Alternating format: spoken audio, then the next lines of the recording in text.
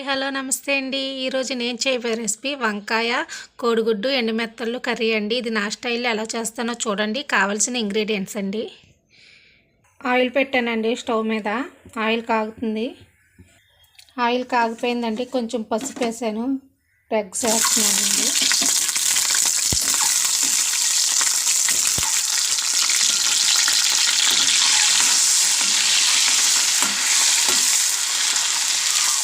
Eggs కొంచెం fry అవ్వాలండి.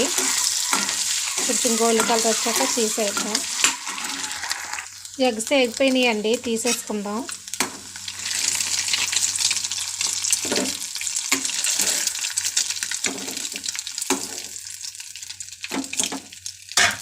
ఇప్పుడు మెత్తలు వేడి నీటిలో వేసి క్లీన్ చేసుకున్నానండి. అవి వేస్తున్నాను. ఫ్రై అవ్వాలి.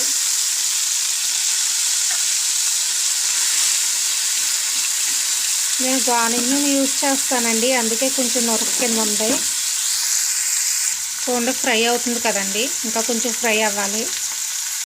మెత్తలు ఏగిపోయినాయి అండి. ఎవరన్నా ఫస్ట్ టైం మెత్తలు తినేలా ఉంటే స్మెల్ తెలుస్తుందండి ఏగినట్టు. మెత్తలు తీసేద్దామండి. మెత్తలు తీసేస్తున్నానండి. ఏగిపోయినాయి తీసేస్తున్నానండి మెత్తల్లో.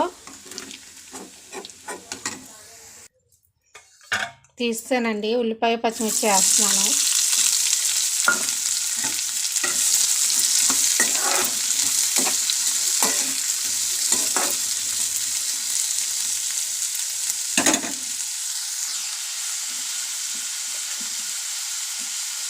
కొంచెం సాల్ట్ వేస్తున్నానండి, త్వరగా ఏగుద్ది. ఒకసారి కలుపుతున్నాను. ఉల్లిపాయ పచ్చిమిర్చి బాగా వేగాలండి.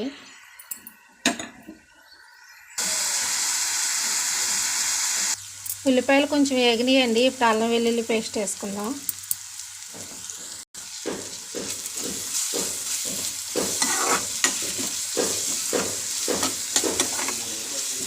అల్లం వెల్లుల్లి కూడా పచ్చివాసన పోవాలండి. అల్లం వెల్లుల్లి పేస్ట్ వేగుతుందండి. వంకాయలు ఇలా కట్ చేసుకోండి, మరీ చిన్నవి కట్ చేసుకోకండి. అల్లం వెల్లుల్లి పేస్ట్ వేగిపోయిందండి. వంకాయ పీస్ చేస్తున్నాను.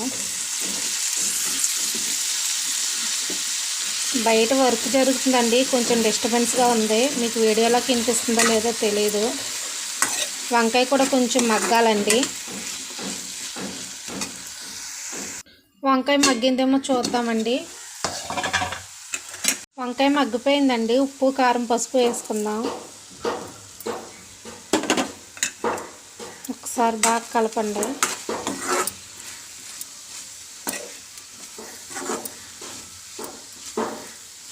ఇది పచ్చివాసన పోవాలండి. పచ్చివాసన పోయిందండి. కొంచెం వాటర్ పోసుకుందాం. ఉప్పు కారం పసుపు మీ క్వాంటిటీ తగ్గట్టు వేసుకోండి. ఇప్పుడు మెత్తలు వేసేస్తున్నానండి. ఎగ్స్ కూడా వేసేసానండి.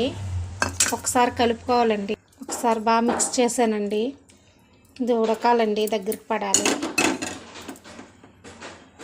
చూద్దామండి అయిందో లేదో.